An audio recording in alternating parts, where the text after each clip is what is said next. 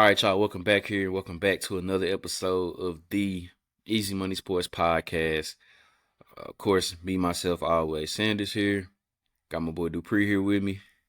Yes, sir. Back at it. Back Yes, at sir, it. ski. Like I've been Yeah, looking. Back yeah, at it. yeah. You know what I'm saying? We apologize for the delay, but hey, we here. We here. We here, man. Yes, How you living, bro? I'm good, man. I'm good. Got through part of the delay, started up camp. We went through camp basically all of August, and now we're into week 3 of the season. So um, it's been good, man. It's been good. Start off the season strong so far, 2-0. Starting up 2-0 right now, so got a tough game on Saturday. But I've been good, man. My folks are good. I've been living good. Just going through the grind, man. Going through the grind of the season. Nothing too crazy. How about yourself, man? Man, I'm doing all right, bro. Hanging in there, Yeah, man. Little situation with the family and everything, but yeah, yeah, yeah. man, all is well, man. All is gonna be well. So, uh, yeah, that's pretty much how I am with that, man. I just been just sitting here chilling, man, watching ball. You know what I'm saying? Can't help it. Watching ball, man. Watching ball, talking ball. You know what I'm saying? And catching up on some of these sport documentaries, man. Yeah, From time to time, you know what I'm saying? Set up there. I watched wasn't too fond of it, but I watched Swamp Kings. It was yeah. decent. They No, it they was for sure solid. they for sure left a lot out.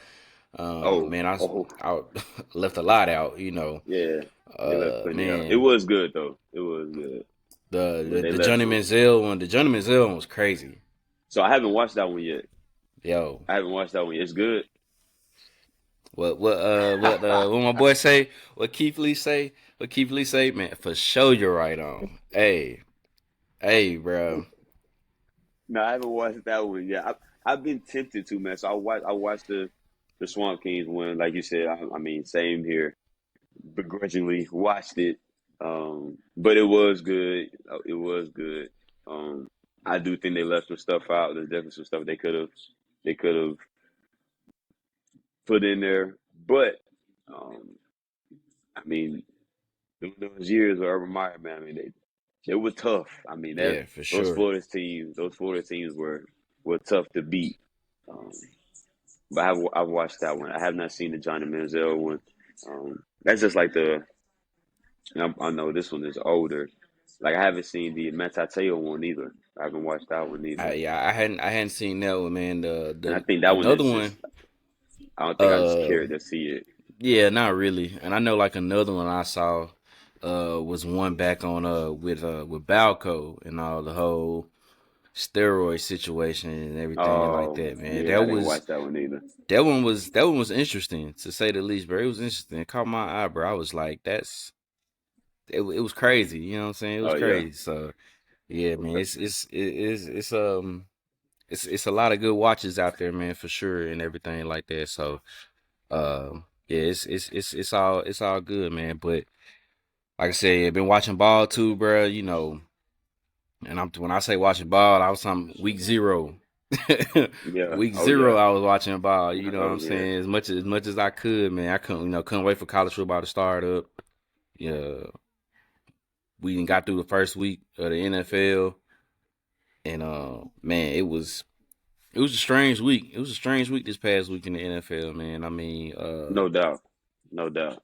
a couple of teams did what they were supposed to do. Like Baltimore took care of Houston. Jacksonville. Albeit it was a little struggle, but I mean, divisional opponent took care of. Took care of Indianapolis. But I mean, then we started with a bang that Thursday night, bro. Detroit going into Kansas City and coming out with they dub, with they 21 Yeah. to 20 dub. Uh, Tampa Bay with the upset win over Minnesota. I don't think Mm-hmm. nobody saw that one coming. Nope. Uh, the Rams, really dominating Seattle. I don't think nobody saw that one Yeah. coming either. It was man, it was a lot of good football going on week one. And then of course also another thing too, man, is we know as you go into it in the league, man, whether it be NFL or college, Injuries are, pretty much inevitable, man. It's gonna happen, but it just sucks when it's big names going down with injuries, man. And I mean, you got your nagging ones like right now Cooper Cup is on IR dealing with that hamstring Mm-hmm. that he's dealing with. Aaron Jones is questionable to play coming up against Atlanta because he got a hamstring injury. It seems like, man, everybody was pulling hamstrings. You know what I'm saying? Week one, and then obviously to me, if you can think of some more injuries, man, the two biggest injuries, both happened to the same parts of the body, just the two different players, man. J.K. Dobbins once again gets hurt, ruptured Achilles, and then on Monday Night Football, prime time when everybody is watching, probably the most anticipated Week One start that everybody was waiting for with Aaron Rodgers and 4 snaps. That's it, 4 snaps, and you can even see it on the replay. You can see it on the replay, and it was just like you knew it wasn't good. So he also dealing with an Achilles injury as well. So we know for a fact that both those guys are done for the season, man. Mm-hmm. I think the obvious is I won't ask what was the biggest injury because clearly we know like it's Aaron It's Rodgers yeah, just because of the way that where you might have ranked New York with him and their yeah. chances of making the playoffs, winning the division, Super Bowl contention. You know what I'm saying? It was Mm-hmm.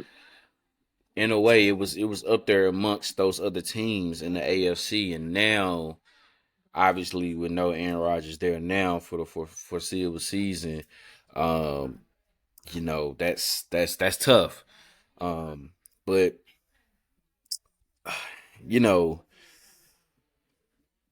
like I said, I know injuries is part of the game. There's nothing you can really do about it, man. But how, like, I mean, just on a scale of it sucks and it's effed up. Yeah.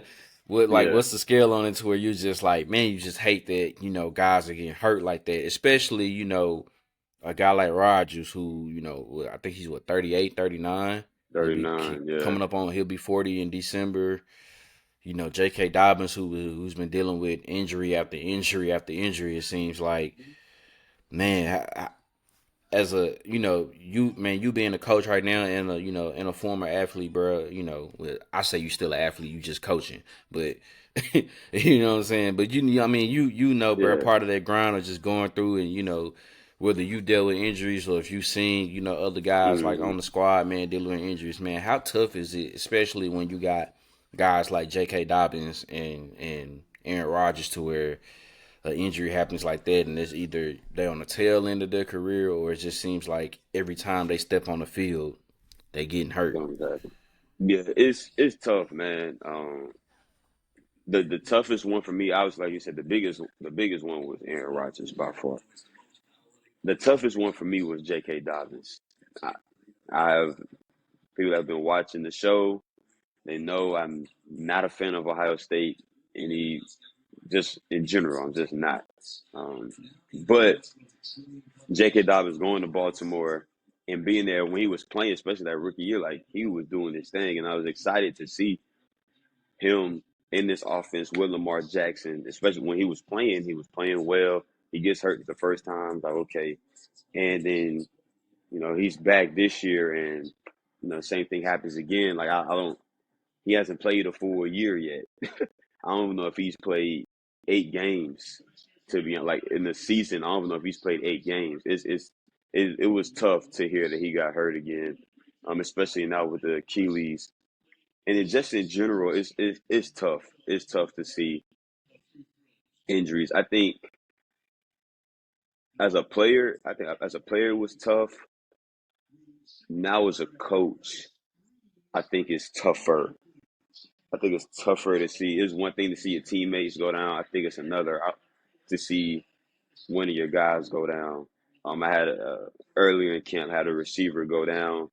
I mean, we was just pat and go, and he goes up, it comes down, and I mean, his knee just gives out, dislocated. Um, and it's tough to see the emotion because you feel for him. Like you feel for him. Obviously, you see, the concerned look on the teammates, their teammates' faces and everything. So it's tough to see it as a coach too. you hate it, but it goes back to like telling those guys, man, like you just never know. And we say it all the time. Like you say it all the time. You never know. One play away from an injury or this or that, whatever whatever it might be. And we, yeah, coach, yeah, we know, Right. in one ear out the other, that type of deal. And when you see it and it's right there in front of you, it's like, man, like for real, like you just never. I mean, he literally just went up and came down, and it just gave out. So it's tough to see. It's tough to see. J.K. Dobbins, I think, is a good football player. I think he was going to be a very good football player for Baltimore. I don't know how many like, especially with him, like I don't know how many more times he can get hurt and keep trying to come back before it's like, all right, man, like I might have to hang it up. And it's also tough because I'm a guy that didn't deal with the worst injury I dealt with was a high ankle sprain. Like that's the worst thing I've had to deal with. I've had some shoulders or whatever, but nothing diagnosed. I'm trying to be tough and then go get it checked. But Yeah, yeah. like that's the worst thing I've dealt with. So when people have torn the ACL or meniscus or broke this or that, like I just don't know personally what it's like to go through that. But I empathize with the guys who go through it. So it's tough, man. It's tough because you want to see the guys go out there. This is what they've been working for, college or pro. This is what they've been working for their whole life, and to see it end, especially week one, like you know, to see Yeah. it in week one before you can even get started for real. It's tough to see.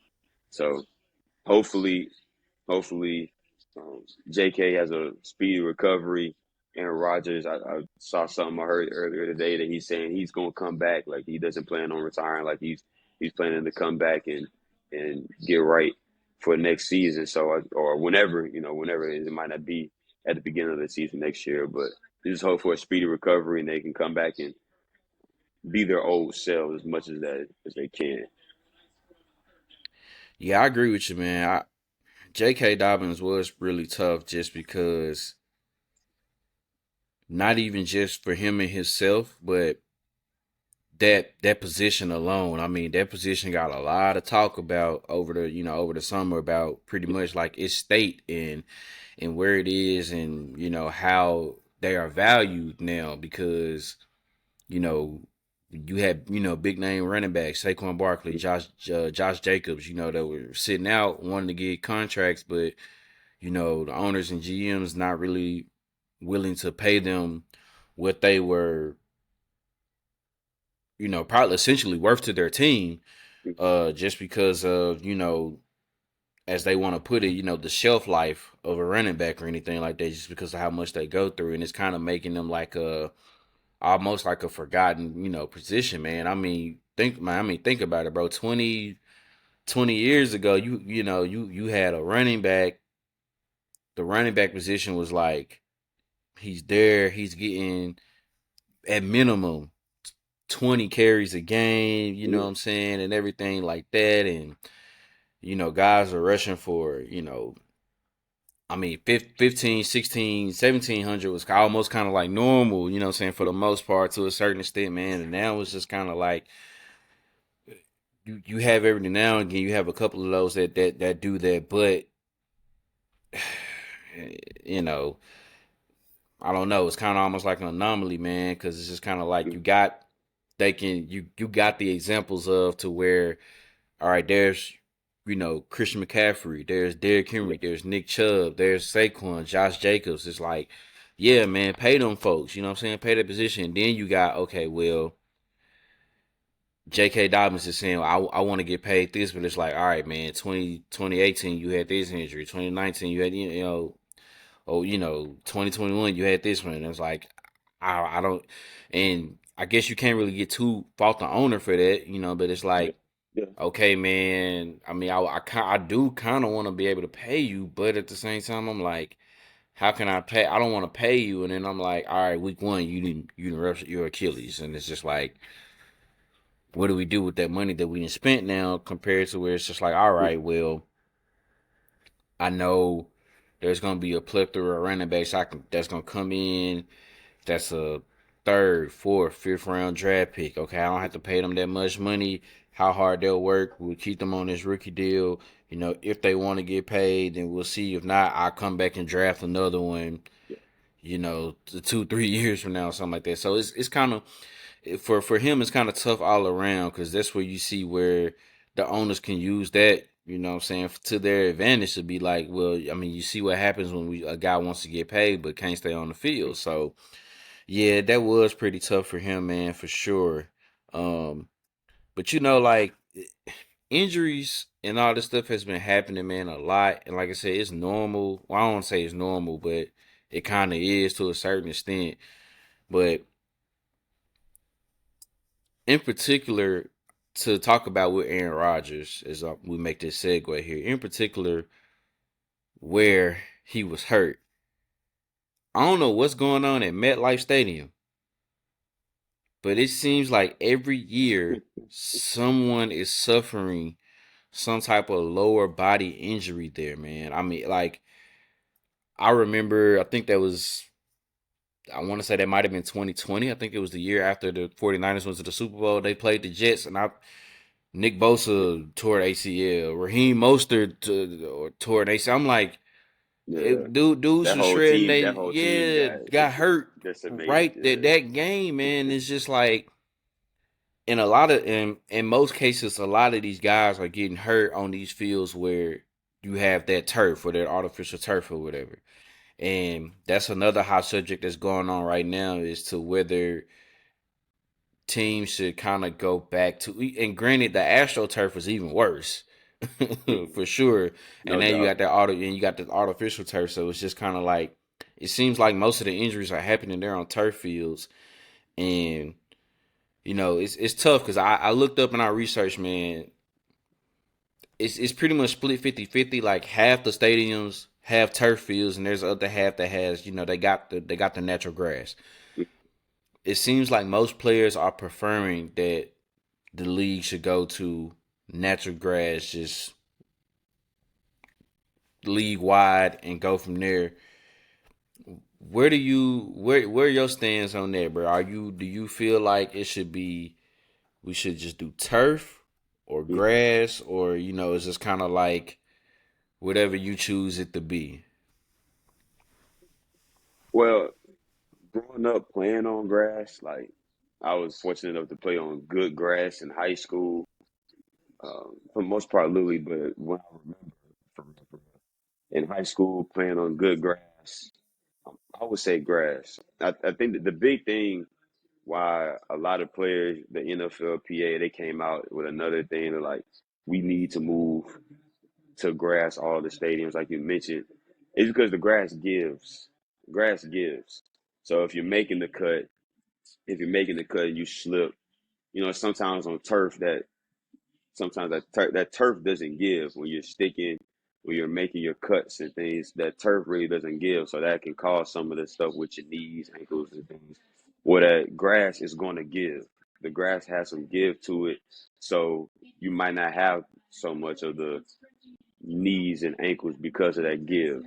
On the flip side of it, sometimes your cleat can get stuck in the grass, Mm, so that might be where it's like, okay, you wanna stick with the turf because your cleat's not really getting stuck in the turf. Also, it's more cost effective to just have turf because you're able to host more of these events and it's easier maintenance and things like that. To me, I would say grass. I think grass is the way to go. Um, I think it's safer.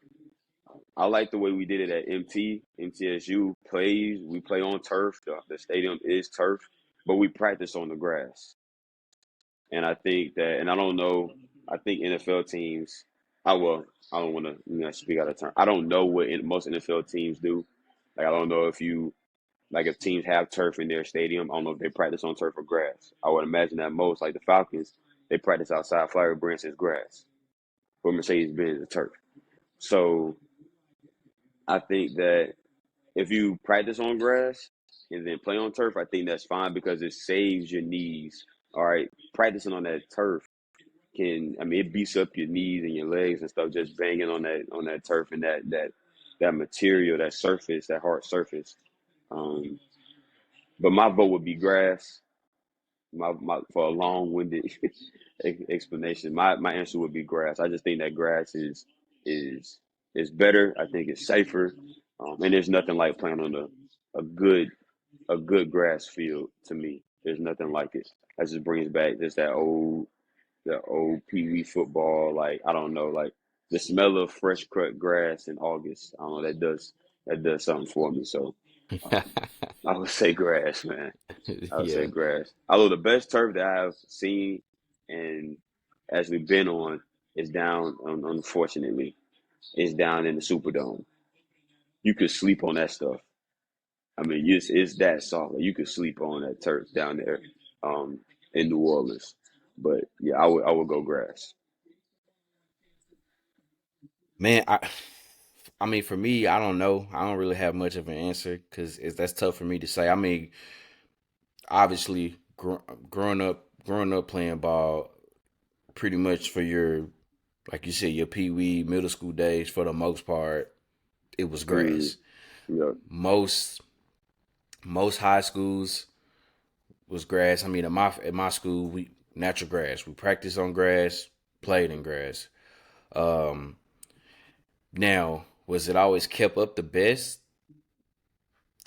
You know, yeah, that's the thing. That's the thing, and I think that's why eventually you start seeing kind of, if they could, schools will try to going into the turf, because you said that the cost effectiveness of it and everything like that. There's not much you have to do really to keep up with it, and everything like that. And for a minute that was like the trend, man. It was like, man, if you ain't got a turf field, yeah. you know what I'm saying? You ain't, you know what I'm saying? You're not on it. There's a plethora of schools now that have it out, back home out in Memphis, man. My school's still playing on natural grass, man, but they taking much better care of it now. Mm, I played a couple games on turf before. I mean, it was okay, you know what I mean, but it is what it is. And you know, I, my only thing is, I guess the next question to be posed is just like those teams who have, like, that's enclosed or a dome. So we're talking about Atlanta, New Orleans, Indianapolis, yeah. um, Arizona. Minnesota. You know what I'm saying? Yeah, Minnesota. Like, how does that work for them if they were to mandate it and say, hey, or vote on it, and be like, hey, you know what, 2027, we're going. Everybody's got to go to natural grass. Like, I just kind of wonder how would that work, maybe inside. I feel like the inside stadiums, if you got turf, if you're a dome, you got the retractable roof, whatever, if you got the turf, it is what it is. To me, I think all the outside stadiums should have grass. Like, Okay. right now, the Titans are until they make the new stadium here. They at Nissan. They're using turf. I feel like they need grass. I think they should do grass. I feel Nissan is like turf? it's turf. I thought it was Really? grass too. I looked it up. And I thought it was grass too. But they say it's Wow. turf. It looks real good because I thought it was grass. I thought that was Now, I thought it was grass too. yeah, that's okay. So unless I looked at something wrong, I thought it was grass too. But I feel like all the outside stadiums should do grass. If you Mm. and granted, will it suck if it's snowing or if it rains? And it is, but it's football, man. It is That's what it part of is. football, you man. know, Just it make is sure what it's it not a is. bowl so the rain don't, you gotta see those good grass fields, man, they had that crown. Yeah. I don't know if people know about the crown. So football field is flat, all right? Quote unquote, it's flat, okay? But if you had that crown, so football field does like this. Yep. So sideline to sideline, it's not this big, but it just has a little dip in it. So now that rain and everything just rolls off. It rolls Yep. off to the sidelines. You got that crown, you good. You know what I'm saying? You got to have a good. See, my high school, they took care of us. They took care of us. Yeah. They're turf now Yeah. too. Their turf, they just became turf maybe My brother's in high school, so maybe 4 years ago, 5 years ago, that's Okay. when they started. They went to the turf. But yeah, if you had that crown on there, you have to worry about not the snow. Hey, yeah, it's gonna stick regardless. It So is what it is. Buffalo, New It York, is what it is. Yeah, yeah, Pittsburgh, yeah. Cleveland, you got to Yeah, it deal with is what that. it is, man. It is what it Chicago, is. Right, I ain't got nothing for you. KC. Yeah, Yeah, it is what it is. Denver. It deal is with what it. it is. Yeah, It is what it is, man, for sure. But I mean, that's the hottest topic right now. Just because, man, it seems like most of the guys in the league where they're getting hurt is these turf fields, man. Mhm. And in a lot of times, kind of back then, it was kind of like when a guy got hurt, it was for the most part, it was like contact. It was like, okay, maybe a guy hit them there, like the Tom Brady injury, the Carson Palmer injury. It's like, oh, somebody rolled up on me. Now Yeah. you got guys. It's just like it's just they make a turn. They like you said, they make a cut, and it's just kind of like you know what I'm saying. They just stop it, man, and it's just kind of like I think that's the scary slash sad part about it. It's just kind of like the injuries that's happened now is just 85, 90% of the time is non-contact. Like nobody Yeah. touched them, and it's just like Hmm.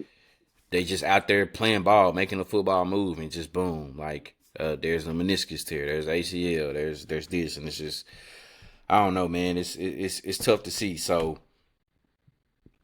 you know, I wonder if that'll be something brought up here for real as a real topic when they come to these off season meetings and everything like that. Whether they the talk about getting, especially when you got a no disrespect to like Nick Bosa and everybody else beforehand, but especially a player as much of a caliber as Aaron Rodgers is, Yeah. you know what I'm saying? Regardless of the age, it's just the fact that it's just like, you don't want to see him go out like that, Hmm. man. It's just 4 snaps, didn't even get to complete a pass, didn't get, you know what I'm saying? None of that. It's just like the long video, the long stuff as far as a highlight you got is him coming out of the Yeah. tunnel with the American flag, bro. Like And that's that's it. that's all you got. You know what I'm saying? That's tough. So I don't know, but this will be interesting to see, man, what they do with it and everything like that. So get ready to go into week 2. Well, week 2 is starting tonight. We got Yeah. Philly and the Eagles, man. Philly and the Vikings. Two of the top. I guess you can say top returning teams in the NFC, Hmm. um, and everything like that, man. But week 2 going into it, and stuff that happens in week 1, sometimes fans from every team, whether they win or lose, they can somewhat overreact and they feel like well, improve on this, improve on that. Well, that was good, keep doing that, or something happens to where like panic, panic. It's just kind of like Yeah. whatever. But I don't think there's no need to in week 1. Now after week 2, maybe I can see it. And for some Yeah. teams, it's just kind of like you kind of need that, right? So, man, we gonna get into the pick'ems that we got on tap here for week 2. So we tried to do it where there's a AFC matchup, an NFC matchup, and an interconference matchup to try to find and see and everything like that. That way we kind of not necessarily talking about the same 7 teams every week or whatever, Yeah. man. Because they people tend to do that, and I'm like, hey, man, it's 32 teams in the league. Granted, there may be some teams that's not gonna get talked about, and it is what it is. But Yeah. whatever, man. But first game on tap, we got the Baltimore Ravens going out to Cincinnati to take on the Bengals. Um, I think these are, the top 2 teams that's going to be fighting for the division crown in the AFC North. So this is a big one. The Ravens already got a dub last week, so they want to know. The Bengals looked terrible in Cleveland, so they're 0-1. So they already 0-1 in the 0-1 overall, and now 0-1 in the division. Yep. They probably can't afford to lose this one here because going 0-2 plus being 0-2 in the division can be Rough. can be troublesome. I'll be Cincinnati did start 0-2 last season, but they rided the ship and ended up winning the division again. So I mean, not all is lost, but but it's harder to climb out of that hole at 0-2 than it is at 1-1. Hmm. Man, who you got? Who you got for that one? Man, I gotta believe that Cincinnati is going to play better than what they did last Sunday. I gotta believe that Joe Burrow is going to play better than what they did last Sunday. Then I saw that the Ravens won. I didn't check out that game. Cincinnati is favored by 3 points. Even looking the way they look, they're still favored by 3 points. And I think that Cincinnati is still going to win this division. But if they're going to win this division, they gotta win on Sunday. I don't I, I don't know if they can go down 0-2 in the division this early. I think that could end up serving as a bad omen. So I'm gonna go with Cincinnati reluctantly. I think it's gonna be a close game. I think it's gonna be a good game. I think that Joe Burrow is gonna bounce back and play better. I think that he'll be able to find Jamar Chase, T. Higgins, Tyler Boyd. I think he better get the ball to his weapons that make some plays. Um, I think defensively they'll be able to get some stops. I'm really excited to see Lamar and how this offense grows with Odell and Zay Flowers and all those receivers. But I'm gonna go with Cincinnati in a close one. I think they're my pick to win the AFC North. I think they have to win this one. Going down 0-2, like you said, might be a death sentence. As far as the division race goes. Yeah, I'm I've been back and forth on this one the whole time because Mm-hmm. honestly they're so evenly matched, bro. It's just it's hard to decide honestly for real. But I I can't see Cleveland, not Cleveland. I'm sorry, I can't see Cincinnati repeating the same performance they had last week. I mean, obviously you can tell. Which granted, I don't like using this statement no more anyway because it really doesn't matter. But you can tell that like Joey B with that calf injury that he sustained that first week of Yep. like training camp, him missing that time and not being out there that made a complete difference. Seriously, and I know that's cliche to say because there's some guys who did play the whole training camp and preseason and they still wet the bed week one. Kenny Pickett. Um, so I mean, I think that might have something more to do with Matt Canada, but I think we can get into that subject at another time. listen, My offensive listen.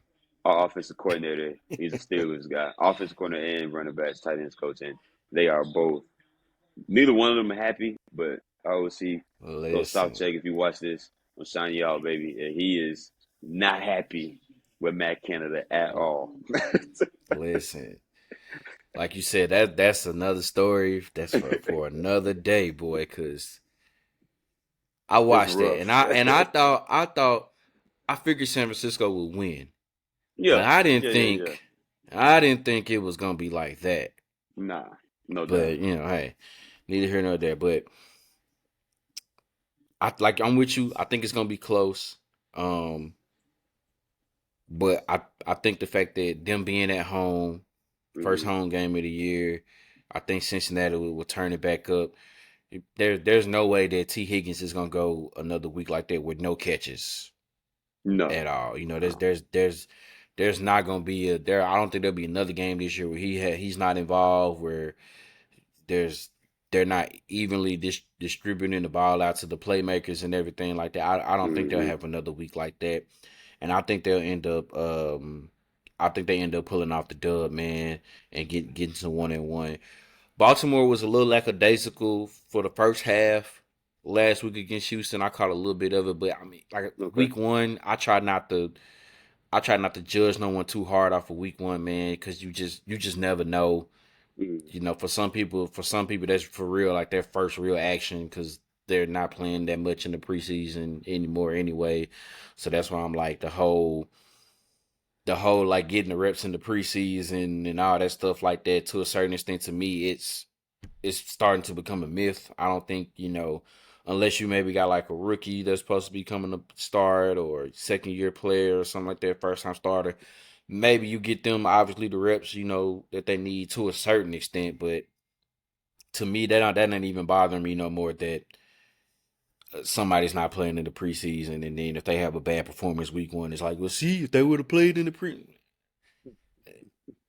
to me that don't even matter no more, man. But that boy, the man Joey B got to come with it, man. Highest paid player, biggest contract and everything like that. So he got to show up, and I think he will. So um, they'll get the dub. I'm right there with you. I'm going with the Bengals. I'm going with the Bengals too. Next game on tap out in the West Coast. We got we just mentioned the San Francisco 49ers going down to LA and into SoFi Stadium, and I'm gonna play the Los Angeles Rams, who got that surprising dub against Seattle. So both teams coming in 1-0, and I think it's just crazy just because the Rams did that. Stafford did that with it wasn't there's no Cooper Cup, there Yeah, wasn't no Van Jefferson. I don't think this we got guys. I ain't even gonna try to pronounce their names who they was, but yeah, he had guys out there that you wasn't even thinking of, man, and they handled their business, man. So, but hard team that they going up against, man. San Francisco. Uh, I'm going with the 49ers. I just think they're just a better team, man. yeah, Uh, Brock Purdy don't look like he lost any strength in his arm, man. Christian McCaffrey was crazy, dude. Brandon Ayuk was working. He worked he worked them DBs last week, bro. Like specifically Pat P, and he was out there. He talked a little cash through the few days before that, man. So, yeah, but yeah, I'm going with the 49ers, man. I think it's gonna be a solid game just because obviously it's a divisional opponent. You just never know what might happen, but I think the foot and that dude that defense is tough, and the fact that they did all that, bro, and Bosa was basically kind of holding out pretty much until he got paid, and it's just like, yeah.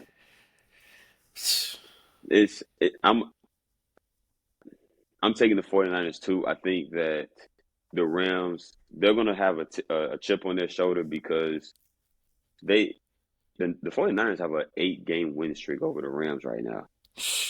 man, Just in the regular season, you don't in the count regular that season, that yeah, you NFC don't count Championship game. the NFC Championship game.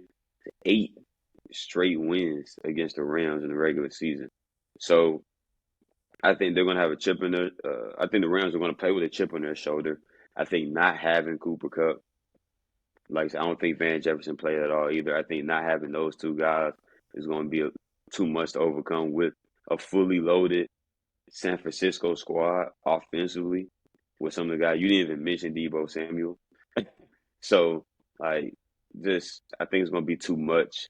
Um, that defense, I get it. It was against the Steelers. We mentioned Matt Canada already, the kind of the struggles that they had offensively in Pittsburgh, but San Francisco, like I know it's week 2. To me, it's if I had to pick right now, it's a collision course between San Francisco and Philadelphia in the NFC Championship again. To me, in the way San Francisco looked last week against the Steelers, I mean they're going to be tough to beat every week. Thursday night, Monday night, Saturday night, Sunday night, doesn't matter. They're going to be tough to beat. Like that defense travels and that run game travels. So I'm going for San Francisco. They're favored by 6.5. I think it will be closer than that. I think it's going to be closer than that. I can see it being a 3-point game, something somewhere in there. So I'm gonna go San Francisco. I think I just divisional game or not. I think they're too much. I think they're too much right now. I like that one. And then final game on tap, man. I believe is this the Sunday night game, right? Is this Sunday night? Jets and Cowboys, I Nah, believe. mm-mm. No, it's not Sunday night. 4:25. Oh, No, so no sir. it's afternoon game. CBS. Probably be Dolphins, Patriots. it's a Dolphins, Sunday night Patriots game. Sunday night. Okay, Yep. so this will this will probably be on nationally for most people to see, just because Yeah.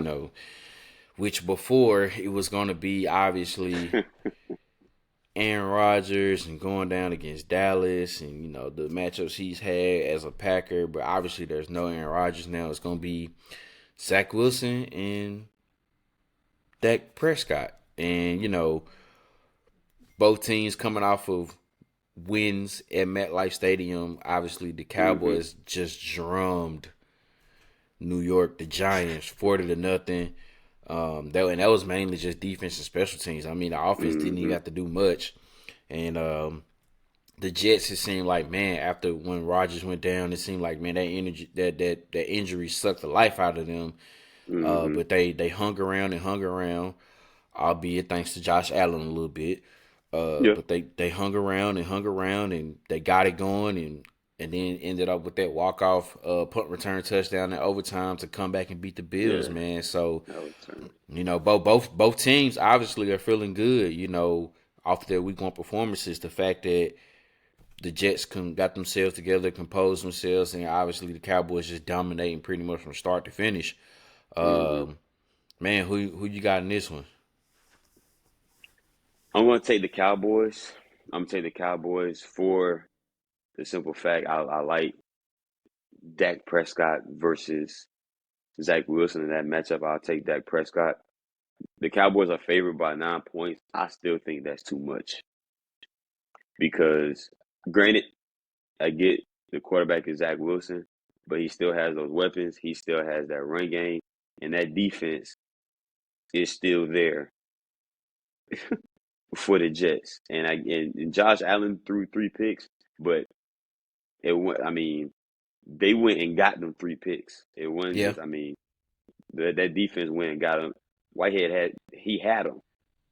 Like he went and got him. So that defense is still there. And like you said, it against the Giants, it was mainly special teams and defense. I mean, you're talking about New York drives the ball down the field goal block, scoop, and score a touchdown. And from that point, I mean, it was basically a wrap after that. It was basically a wrap. That defense pinned their ears back and was able to go get to Daniel Jones. Now I think they'll have the same success getting to Zach Wilson. Um, that O line in New York for the Jets still has some work to do, but that defense in for the Jets is formidable. They're still there. They still got all their pieces. I think they're going to cause havoc as well. I could see this being a low scoring game. I could see this being a low scoring game. I don't see this being a blowout. Like I said, I think 9 points is too much. And because of the defense, it would not surprise me if the Jets found a way to pull this thing off. But I'm gonna go with the Cowboys. As much as that just hurt my chest a little bit. But I'm gonna go with the Cowboys. man. Listen, part of me wants to say the Jets, and that ain't even me just you know trying to like clown the Cowboys or anything like that. It's kind of more so like here recently they just tend to do stuff like that. Like Yeah. I came out a few last week. I came out with a spreadsheet with just my record predictions of what I had teams going. I had Dallas going 10-7, but I still had to make them the playoffs because I just feel like they're still one of the better teams in the NFC. And hmm I had a guy who is a Cowboys fan. I know he's a Cowboys fan because he made a comment about it, and he was just like, "Well, look at who they've added on defense and what they got and everything everything like that." And you think that they'll drop back two games? They went 12-5 the last two seasons, and I was like, I can see them going 12-5 again. But I said there's always something. They always seem like they have hmm a game or two to where like they should probably beat this team, and they lose it last second, or they just look so bad and lethargic. They just do that after putting on the performance like they did Sunday night. It wouldn't be surprising if they did something so stupid and not do what they supposed to do, and the Yeah. Jets end up beating them, just because that seems like that's just the Cowboys' mo. I wouldn't Yeah. be surprised. I wouldn't be surprised if that happened. However, I am gonna pick Dallas too, just because naturally they should get it done. I'm with you. That is very high. And I think that might be just Vegas saying just because of Zach Wilson playing. I think that's the Yeah, only thing I I could think think that's exactly of. what it is. Yeah, But in all honesty, he didn't look that bad. That Monday night, he didn't like you look that said, bad. I the mean, emotions, like the energy was sucked out of the stadium it when was he didn't gone. come back. Like it was gone. So you're dealing with that. It's the first home game. Everybody's expecting Aaron Rodgers to be playing. It's not the third, and now you're Zach Wilson. You're thrown into the fire, coming off of like, okay, this guy's supposed to be playing and he's not. Now it's on me. We're going through what I went through last year. Like all that stuff has got to be. You just trying not to mess it up. Like you Yeah, just but trying not to mess it up. people are saying that maybe they should make a trade for somebody. Maybe they should sign one of these free agents Yeah. off the street. And it's just So like I think if he I've been here the whole has time the through chance camp. to, yeah, like maybe if he has a chance to kind of now, like you got a full week, you know you're the starter, you can kind of woosah, get it together, and play ball. Like I said, you don't have to go out there and be Houdini. Go out there, manage the game, complete the football, take care of the ball. You'll be all right because they have enough playmakers out there to play with the Cowboys. You can't just go out there and turn the ball over. You can't do Right. that. So I think I'd imagine he'll play better and he'll get better throughout the season.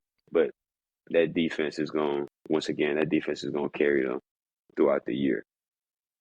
Yeah, they'll keep it close. It honestly, it may come down to a play on defense or special teams again. It might Yeah. come down to it for sure. But I think maybe in the end, and hopefully we'll see maybe more offensively for Dallas too, because obviously now Mike McCarthy is calling the plays now. Mm. So we'll see if he's actually progressed with this offense or if it's still the way it was back when he was calling plays. We'll Yeah. see, but um, I think in the end Dallas should hold up and get it. But like you said, I wouldn't be surprised if they just did Hmm. some type of Dallas Cowboys stuff and the Jets end up winning. And so, I don't know. I don't know, man. But it's a lot of good games on tap, man. This week too. Interesting to see teams is gonna try to go to 2-0, or Hmm. teams just want to go to 1-1. We'll see, man. Very interesting to see. But that's what's going on over there in the league. We'll shift gears and head over to the college ranks, and a lot of news, a lot of headlines that's going on out there, man. On the field, off the field. It's Hmm. it's crazy, man. And obviously, the biggest thing that's going on right now off the field, is what's going on up there in East Lansing and Michigan State with head coach Mel Tucker.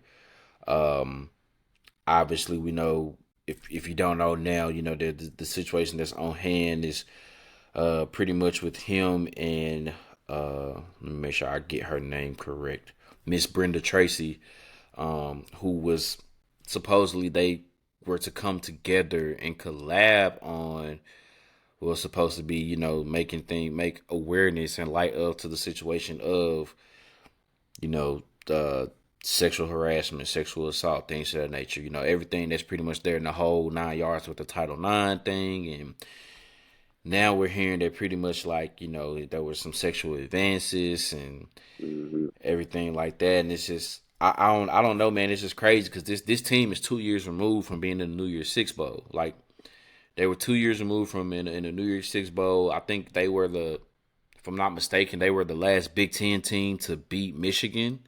I don't think Michigan has lost a Big Ten game since Ooh, that.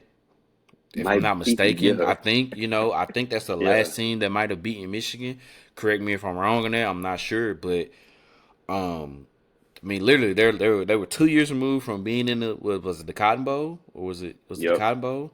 2 years I removed in the believe Cotton so. Bowl and New Year's Six Bowl playing against Pittsburgh, and they had an off year last season, and we had It was the the you had Peach the Bowl. incident. Excuse me, Peach Bowl. It was a Peach Bowl. Yeah. That's Yeah. that's right. I remember the fight now. I rember the fight Yeah. from the fans. I remember the fight now, and Speaking of fight, then you talk about the incident where they happened, in the tunnel with Michigan last season, Yeah, and yeah, yeah. it was like, oh, so y'all fighting in the tunnel but can't fight on the field. All right, all right. But I mean, it's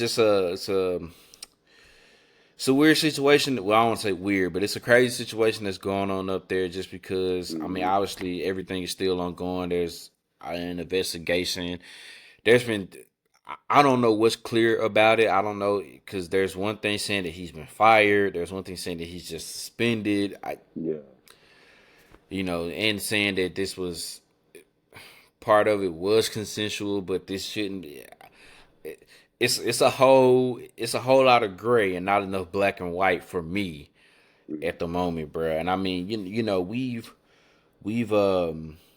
we've seen these situations and known like situations not necessarily with the title of people like this, but just in general to where there's been we've always talked about what to do and what not to do in these situations and everything like that, man. What in totality, what can both men and women take from this? Is it seems like that this is like a resurfacing thing that's been going on here constantly the past, gosh, at least 2 to 3 years at different places, whether it's NFL, college, it doesn't really matter. But what do we need to take into this for this, man?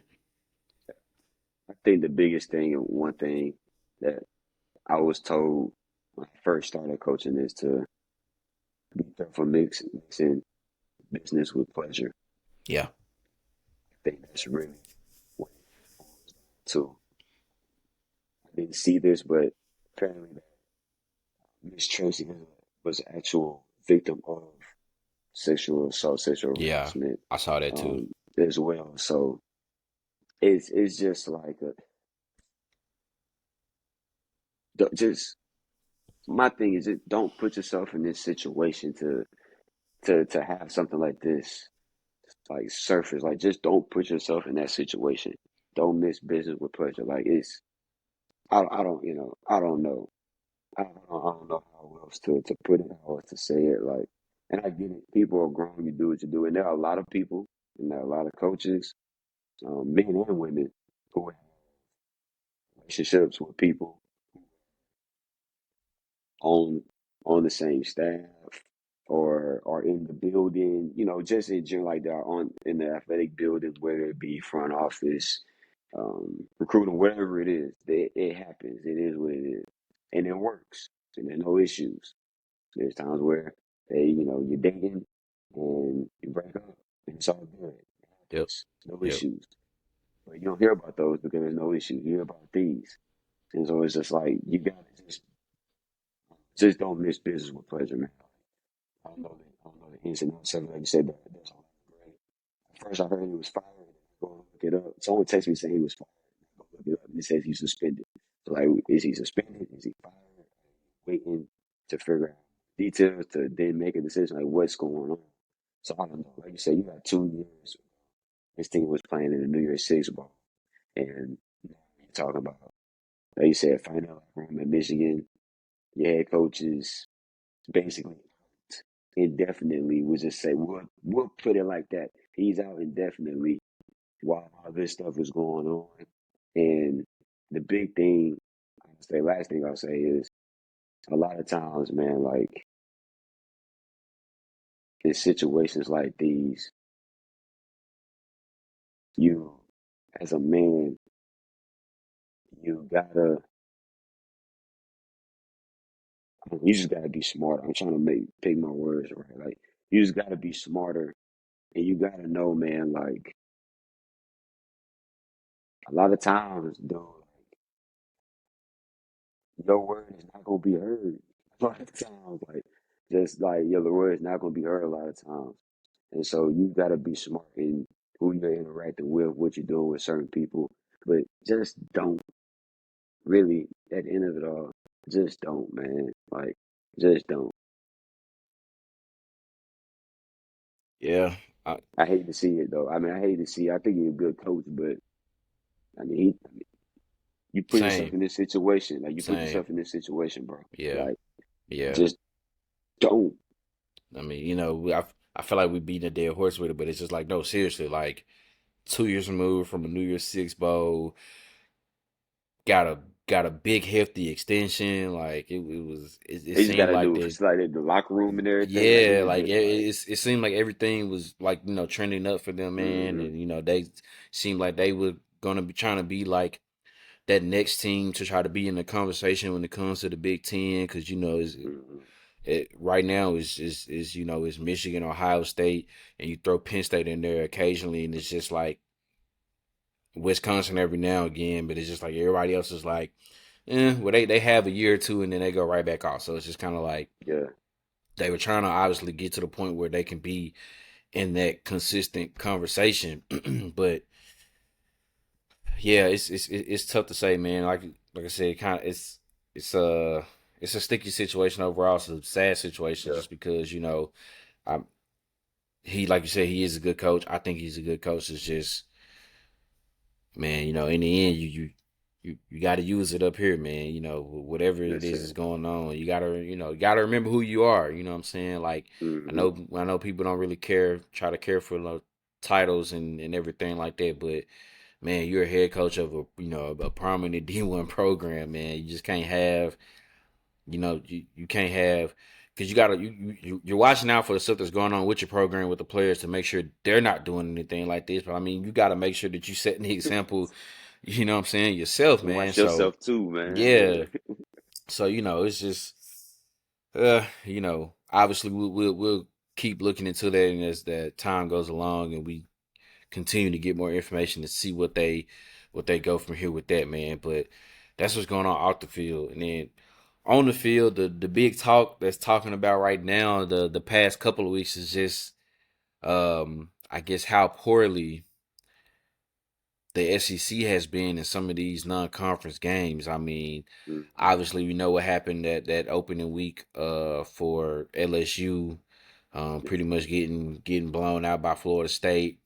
And hmm then this past Saturday, we saw Alabama fall to Texas, um, and everything like that. And it's just, I mean, it's other teams that are struggling too. But it seems like obviously, which rightfully so, because they've been the conference in itself tries to put themselves here above everybody else. That obviously it's kind of like when anybody from the conference falls, it's going to get talked about a lot just because how much of a pedestal they try to put themselves up, man. But I feel like we have this conversation every other year, but I feel like this is the first time where I'm like, all right, this might be for real a thing. Like, has some of these other conferences, have they for real caught up with the SEC just because of everything that you factor in with the transfer portal, with the NIL, with hmm just the way stuff is, just the landscape of college football now. Can you really say now this ain't just like when we say Texas is back, like, and just saying it, like, is this really like when you say, okay, I think some of these conferences for real, like in totality, has caught up with the SEC? I don't. I don't think so. I think a lot of the better teams in the conference in those conferences are starting to get a little better, and also too because South Carolina lost to North Carolina as well. So South Carolina lost to North Right, right. Carolina. Forgot about that one. Yeah. LSU lost to Florida State, and Alabama lost to Texas. Let's just throw it out here, okay? I'm just gonna throw this out here. Those three teams were all ranked. Those three teams are all teams in their respective conference who were probably picked to win their conference as well. So they're not playing chopped liver. Florida State is a squad that I'm looking at this season to make a run, Yeah. not just to win the ACC, but potentially make a run to To the maybe get in the playoff. playoff. Yep. All right, Texas, not so much for me. All right, North Carolina is not a bad squad as well. So especially like those are tough. I know that Texas wasn't a week one matchup for Alabama, but like Florida State and North Carolina, those are tough week one matchups. Mm-hmm. And I didn't see too many other schools in certain conferences playing some of the top teams in the country like the SEC did to start the year. So, do I think that teams are getting better? Yes. But do I think in totality that conferences are catching up to the SEC? No, because some of the conferences are still playing MAC schools and it's week three. Some conferences are still playing Mountain West schools and it's week three, while the SEC is jumping into conference play. So you can miss me with all that.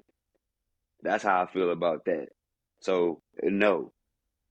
So no. Do they do the SEC? Is it are we accustomed to seeing three games like that where three SEC schools lose those games? No, we are not used to seeing that. We're not, and that's we are not used to seeing that. All right, especially the way LSU looked, the way they finished the year, the way they looked, and Alabama. I mean, they need a cue. They need a cue, but they lost. So, but you just we're not used to seeing that. But let's can we look into the competition that was played because it was some pretty good competition. All right, and I've been hard on Texas. I'm still gonna be hard on Texas. All right, but they played some good teams, man. These are not they ain't playing children of the poor. All right, Big Ten. Just we Yeah, talking for sure, Pac-12. for sure. So I'm just throwing it out there. So Nah, man, I agree. I just think it's just more. It's kind of one of those things where it's just like they got some ammunition to be like, oh, well, you lost to them, and it's just kind of like, oh, okay, my retort to that is in January. We'll who see. gonna be there? Yeah, yeah, yeah. Who gonna, you know what I'm saying? Who gonna be there? Because, it's kind of like, yeah, that's fine. It's like, yeah, that's fine. North Carolina might have, whooped up on South Carolina. But they literally almost just lost to Appalachian State last week. It took two overtimes, It's like, hey, well, wait a minute, So it's you like, wait, so okay. It's like, all right. I think Florida State I is a think Florida State serious is for play. real. I Yeah, think yeah, I they're a think Florida serious State is for real. play for sure the conference and definitely like the Yeah. playoff. I'm a you not, but I'm a little bit higher on Texas than you are, because I think they got the makings there, man. You know what I'm saying? Shout out to AD Mitchell. You know what I'm saying? Ain't nothing new. He's still catching balls on Alabama. It don't matter what school he at. It don't matter. I had to throw that in there. I had to throw that in He there. he don't Had to throw play it. for y'all no more. Hey, shout out to AD Mitchell, man. But The it, transfer portal had something to do with it. You just missed like yeah, yeah. the transfer I, portal had I something to like literally, man. I was having a conversation with my family, and that's what we were just sitting there talking about, man. We just feel like it's a it's kind of like a new wave, right? What's going mm-hmm. on? It's kind of like that's the trend, man. It's like if you want to be good, you gotta hit that portal, man. You gotta adjust, and if you don't, Clemson.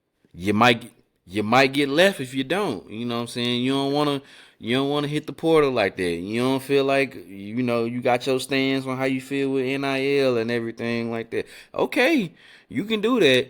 And while you doing that and you want to be stuck in thinking this is still 2008 and everything like that, man, come 2028, next thing you know, you know, Yeah, hey, so you getting left behind. you getting left behind, you know what I'm saying? And now you trying to figure out what to do and everything like that. So yeah, man, I don't know. That's me personally. I just like the fact that we're getting these matchups to where everybody's not necessarily playing, Yeah. cupcake after cupcake after cupcake. Because I'm not gonna lie, bro, the schedule this week is Cupcake City. I mean, But well that's the thing. Like you going into week that's like you going into week three, you are going like the SEC is conference play now. It's conference play. I think Ohio State is playing Central Michigan. Western Kentucky. My bad. I'm sorry. Yeah, Oh, that's even worse. I hope they they playing drag them. But they playing regardless, they're playing Ohio State's playing WKU. Michigan is playing Bowling Green. Texas is playing Wyoming. like, Washington State is playing North Colorado. like, you see what I'm I don't, saying? Like, I, I don't I know, feel it. man. You know, I hear it, but like, come on, like, in Texas just Notre came off of the Dame, Bama game. Notre Dame is playing Central Michigan. That's who's playing Central Michigan. That's who it is. Okay, that's who it is. Yeah, But the Texas, I'll leave Texas out of it because they just played right, Bama. right, right, right. But like, you got three, like, Ohio State ain't played nobody yet. It's week 3. This ain't just this year. This every year. I I Can we saw please somebody. stop? I saw somebody said, "Man, y'all need to cut it out." They play Indiana and FCS East. I said, "Oh my Like, God, dude, bruh, chill like out." Michigan put like, and I put it in the sports goonies. You know, Rashawn and they're talking about Michigan. Hey man, they hold the first game they holding up forwards for Harbaugh. Bruh, it's a self-imposed 4-game suspension, bruh. And y'all don't play nobody in the first 4 games of the season. No way. Literally, He ain't missing nothing. He could have sat literally, up in the stands and coached the games from up there, the first 4 opponents y'all played. And y'all literally, been all right. man. I'm telling you, What we talking about? first real game for them probably gonna come to October, maybe. I don't know, but Like, and I don't know their schedule, man. I don't know who they play this week or next week. But you said Bowling Green. I'm pretty sure next week they might play a Big Ten school, but it ain't nobody that we worried they right, gonna beat them. right. So So they were gonna be all right that's regardless, man. They were gonna be all right regardless. yeah, So it's all good. Like I said, we're not used to seeing the SEC lose those marquee matchups, as many of those marquee matchups, especially early in the year. It's uncharted. You don't see it a lot, so that's why everybody's like, "Oh, the SEC is slipping." Chill. right. SEC Pump your got brakes. back to back national title holders. Unfortunately, it's Georgia, but it's back to back. So Pump your brakes, just man. Pump just your calm brakes. down. Take a chill pill. Yeah. So I mean, like I mentioned, bro. I mean, this week for the schedule wise, man, it's Cupcake City. I don't know. Is it possible that somebody could be on upset alert? I'm a yes. Short answer is yes. The first one, all right, the first one. I think there's some games to look out for, but the first one that I would say is down in Gainesville. Now, Florida did not look good going up to Utah. It did not Right. look good going up to Utah at all. Utah with a backup quarterback put the put a beating on Florida. All right, and then they pick up the win last weekend. All right, pick up the last beating McNeese State. All right, but they get Tennessee coming to town. All right, Tennessee top 15 team. All right, got this offense. They're 2-0 right now. It's been forever since Tennessee has beaten Florida down there in Gainesville, and that team, that school, they just don't lose to Tennessee down there. And so I think that Florida is going to be hype. I think they're going to be ready to play. I think that they understand the importance of this game, especially to get their season at least going in the same in the right direction, in the direction that they wanted to go. So I think that Tennessee, they're only favored by 6 points, and I think part of it has to deal with it being in Florida. I think if this game is in Neyland, I think this game is in Knoxville, it's a blowout. But with it being in Gainesville, I think that this could be a little shaky. All right, I think it could be a little shaky, and I think Tennessee will win, but I will not like Florida's going. I think Florida's going to hang around. Florida hangs around, it could get ugly. All right, and then the other game. All right, the other game.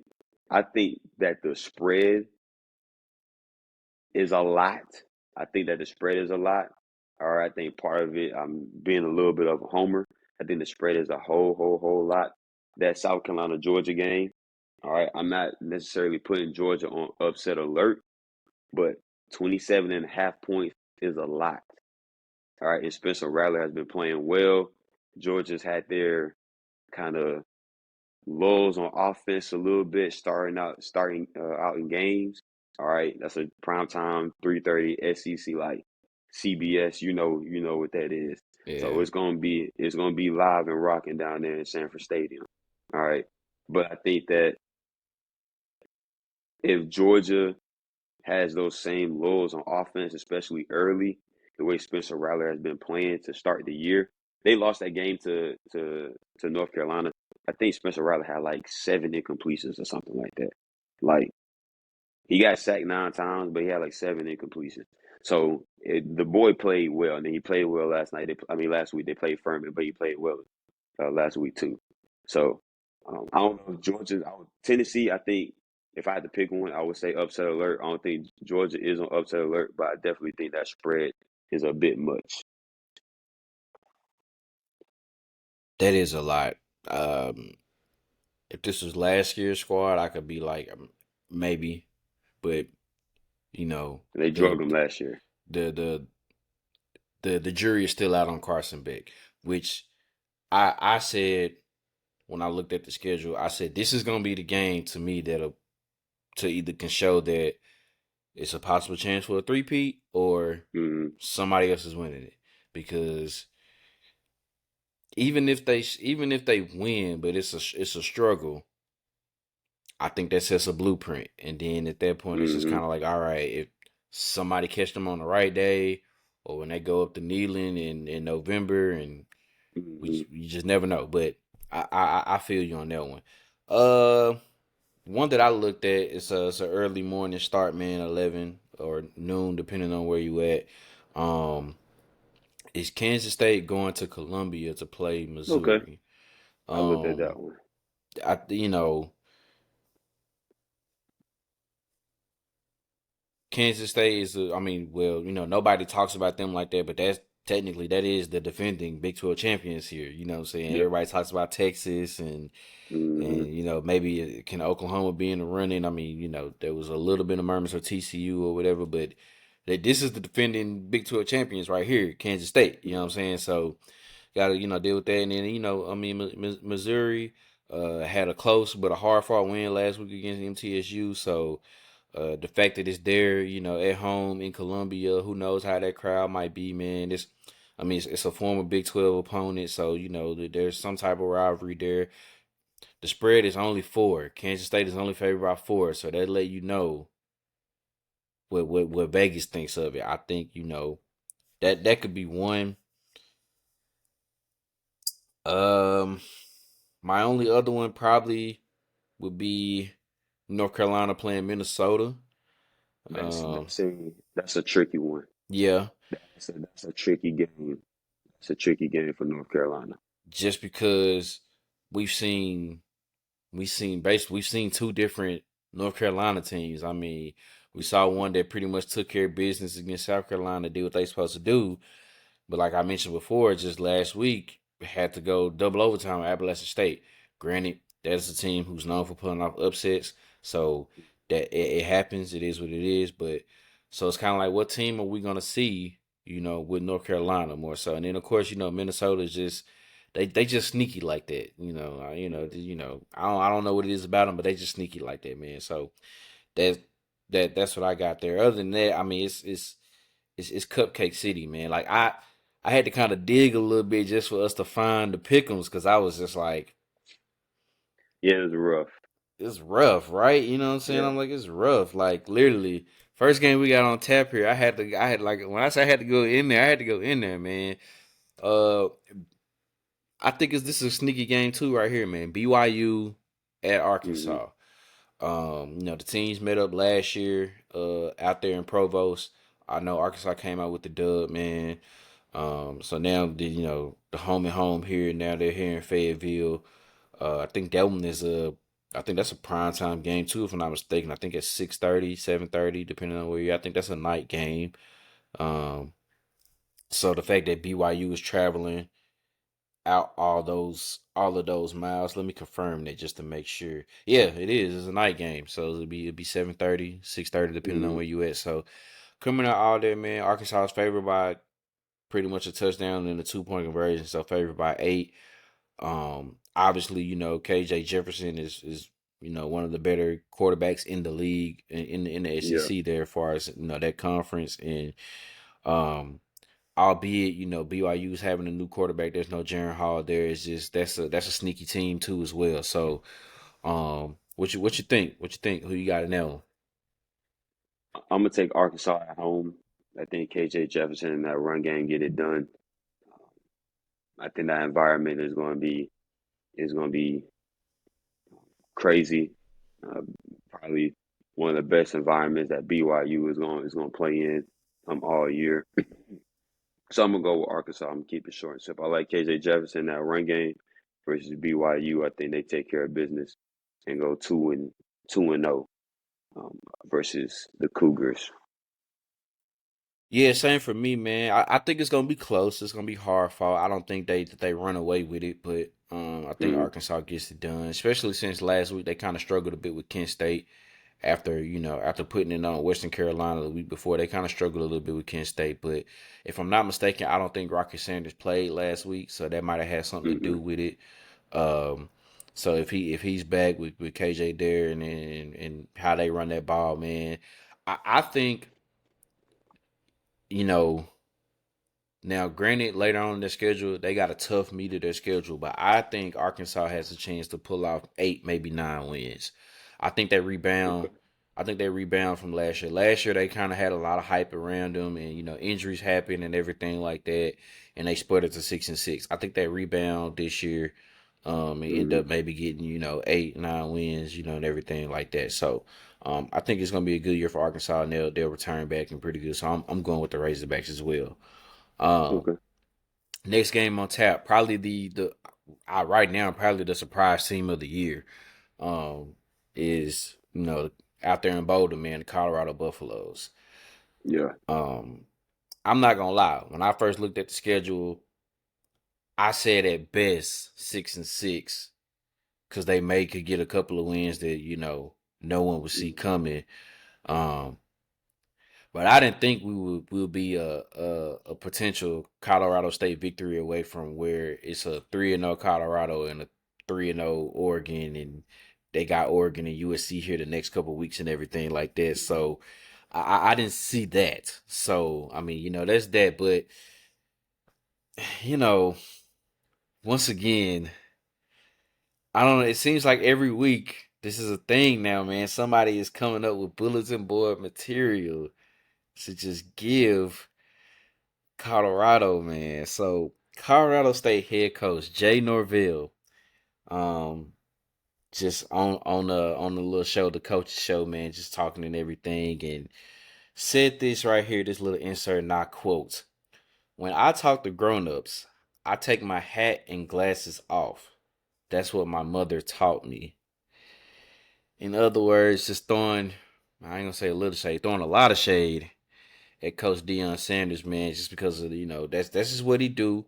He does have his hat on, the shades on, everything like that. But that man, that's just Coach Prime. That's just swag. But he don't have it on all the time because he didn't have it on the post game press conference after the TCU game, and that's on video. So you know, if you want to go there, but I'm just like, all right, you want to give them bulletin board material like that? I mean, they favored by 3 scores.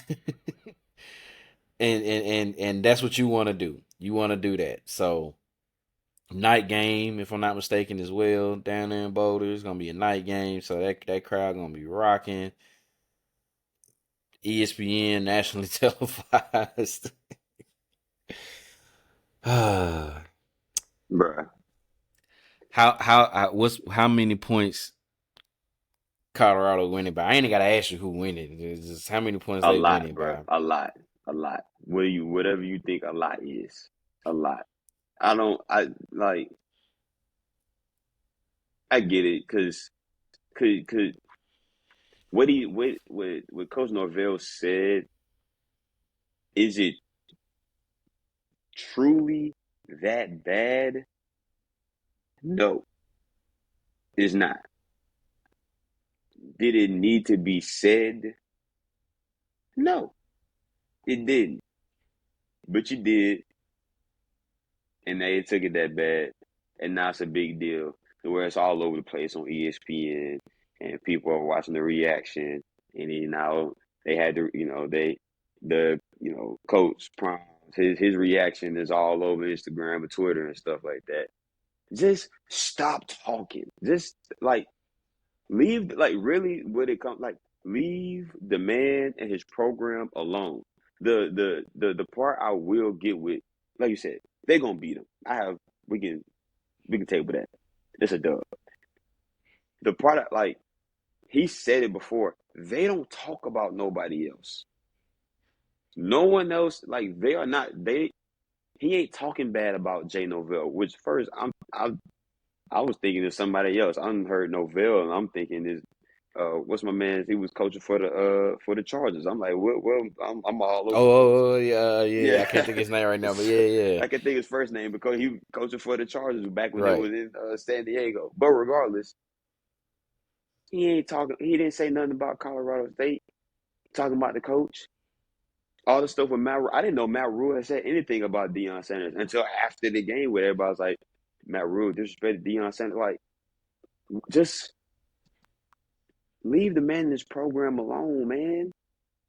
You say that about the man. You said it about, yeah, my mom taught me to take my hat off and glasses off and shades off when I'm talking to adults. Not go and look, and I can't remember if it's Instagram or Twitter, but they got picture after picture of this man sitting in press conferences with his hat on.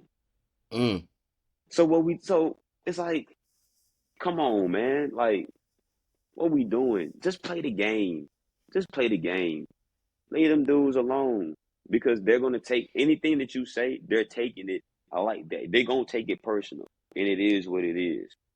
So when you show up and you get your mouth beat in by 40, I think last year they just lost to Sacramento State. Shout out Asher O'Hara, former quarterback in TSU. Yeah. They just lost to Sacramento State. I think it was last year. Like, and I say lost, like they lost. Not close. They lost.